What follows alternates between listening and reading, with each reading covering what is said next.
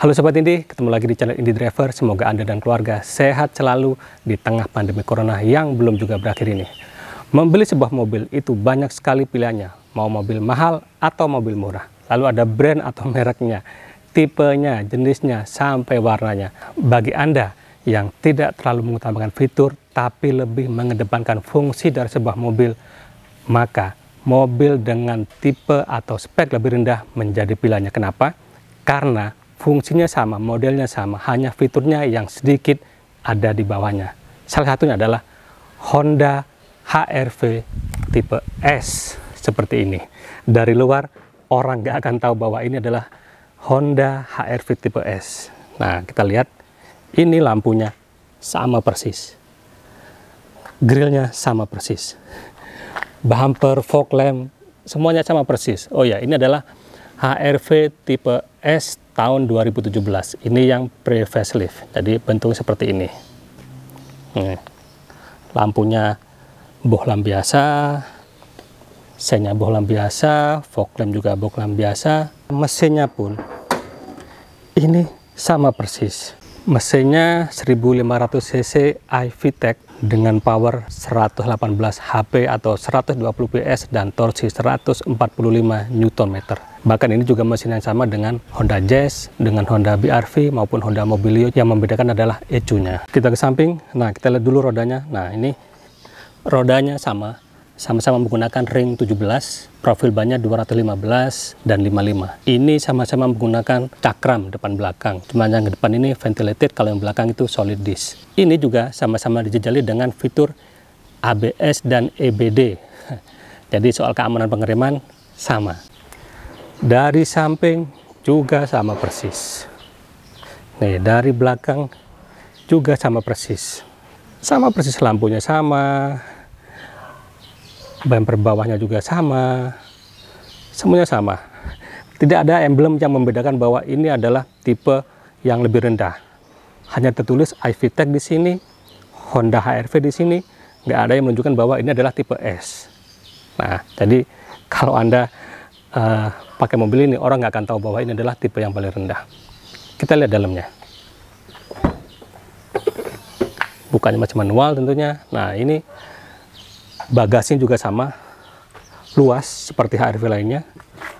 Ban cadangan itu ada di sini. Tuh.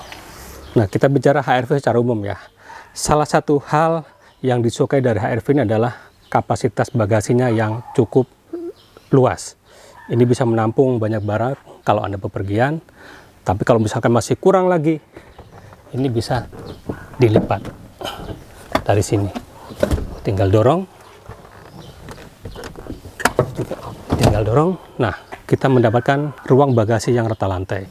Untuk mengembalikannya ini cukup mudah, tinggal ditarik aja. Nah, ini langsung ke posisi semula. Kita balikin. Nah, sudah seperti posisi semula. Untuk jok baris kedua atau baris belakang ini bentuknya sama persis. Yang membedakan adalah bahan dari joknya. Ini aslinya adalah fabric atau kain, tapi ini udah di backlit sama yang punya. Sementara kalau yang tipe E itu kombinasi antara kulit imitasi dengan kain. Jadi ya secara fungsional itu sama. Ini sama-sama ada headrest. Ini headrestnya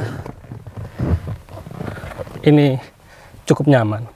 Joknya juga cukup nyaman. Ini juga memiliki 2 step kemiringan. Ini satu seperti ini agak tegak, yang kedua lebih rebah seperti ini.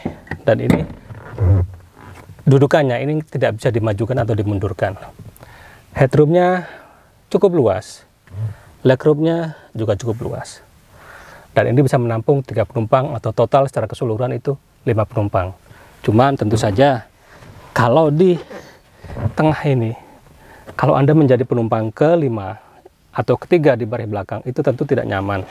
Ini memang cocoknya untuk anak kecil dan untuk perjalanan dekat, bukan perjalanan jauh. Apalagi ini nggak ada headrestnya, jadi akan terasa melelahkan. Untuk kelengkapannya atau fungsinya itu sama. Ini di sini ada tempat penyimpanan minum, di sini juga ada satu tempat penyimpanan, tidak ada colokan.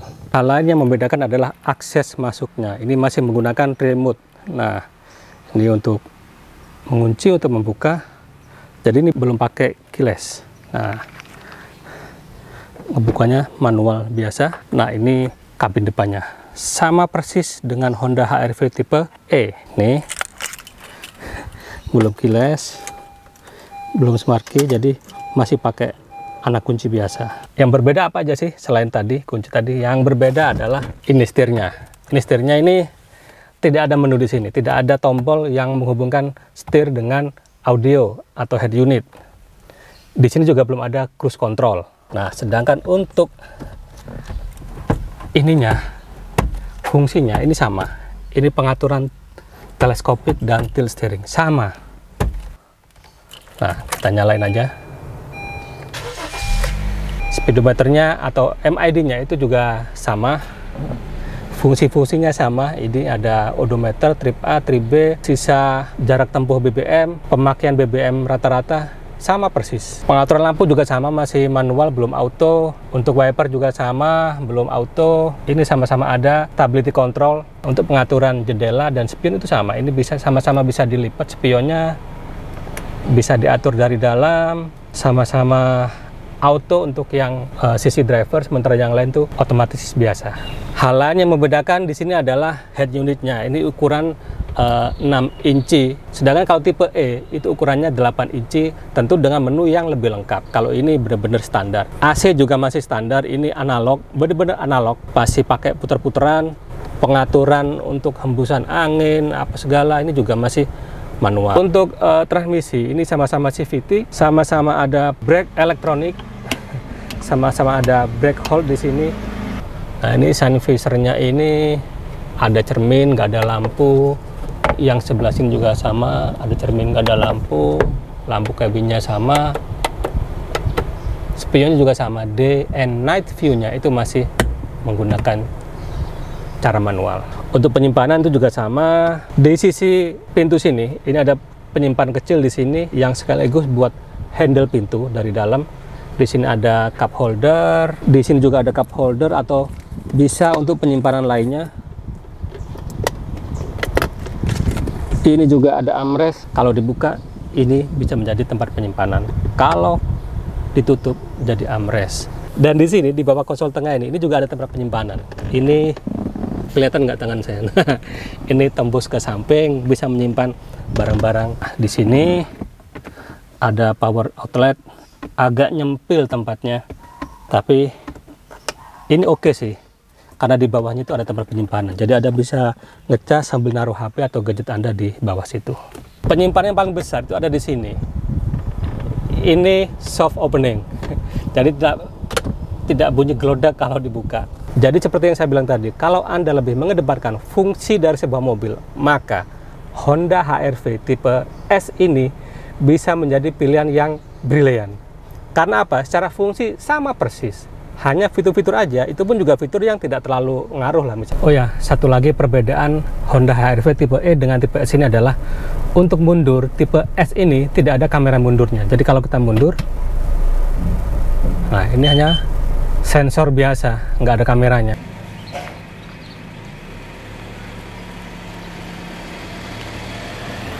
Untuk posisi berkendara, Honda HR-V ini bisa dibilang cukup nyaman ya. Joknya ini nyaman, apalagi ini setirnya ini tilt dan teleskopik, jadi bisa diatur sesuai dengan posisi berkendara kita yang nyaman. Sejumlah pengguna Honda HR-V itu mengeluhkan kaki-kaki dari mobil ini. Nah, ini tadi kita lewat polisi tidur.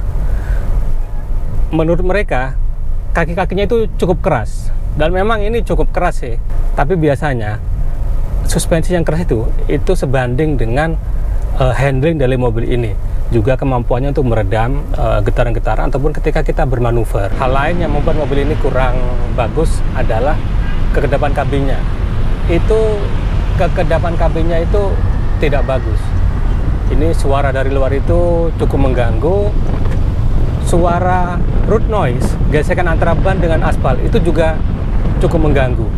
Jadi ini banyak dikeluhkan juga oleh para pengguna HR-V.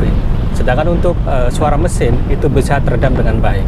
Untuk visibility ini juga cukup oke. Kondisi di luar mobil itu bisa dipantau dengan cukup baik melalui windshield yang ya bisa dibilang cukup lebar, melalui spion yang juga cukup lebar. Hanya saja spion yang besar ini membuat area blind spot di sisi driver, khususnya di pilar A ini semakin melebar. Plus adanya talang air, ini cukup mengganggu bagi saya. Kita bicara harga dulu. Tipe S ini emang barunya, harga barunya itu emang lebih murah dibandingkan Honda HR-V tipe E. Itu perbedaannya sekitar 30 juta rupiah. Nah, kalau salah Anda bisa koreksi. Di pasaran mobil bekas pun harganya itu juga lebih murah tentunya. Untuk tahun 2016 seperti ini, itu harganya sudah di bawah 200 juta rupiah. Sedangkan pajaknya per tahun itu sekitar 4 juta, sekian, tergantung daerah dan itu mobil keberapa gitu. Soal kenyamanan, seperti saya bilang tadi, ini handlingnya ini cukup bagus. Ini setirnya ini nyaman digenggam, setirnya juga cukup presisi, feedbacknya cukup bagus, dan joknya ini bisa diatur ketinggiannya. Ini posisi paling rendah. Jadi kita berasa menyetir sebuah ya mirip-mirip sedan lah, walaupun ini agak tinggi ya kendaraannya. Dan ini membuat kita tidak terlalu capek ketika melakukan perjalanan jauh. Lalu bagaimana dengan performa mesin? Sebenarnya di atas kertas ini yang paling tinggi powernya. Hanya saja karena ini CVT, jadinya ya kurang menyenangkan kalau diajak untuk kebut-kebutan. Tapi bukan berarti ini tidak bagus. Powernya cukup oke. Untuk manuver seperti ini, belok-belokan seperti ini juga cukup oke.